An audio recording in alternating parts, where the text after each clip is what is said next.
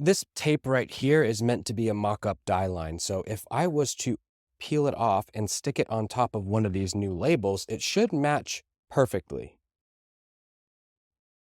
Yep.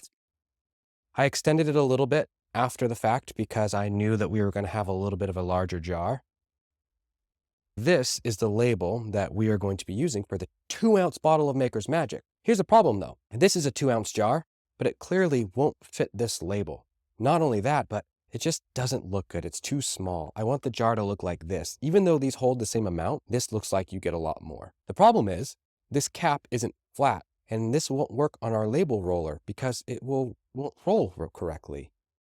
So we need new jars. We're going to wait for them, and then we're going to apply these labels and see if they work. Once we get the okay and we know that it works, we'll get them ordered, put on a roll, and then we can use them on our label machine right here. But the process always starts off with a mock-up, a test to figure out what size we need. Only after everything has been tested and proven to fit correctly do we order all the jars. Hopefully, we can get that done today.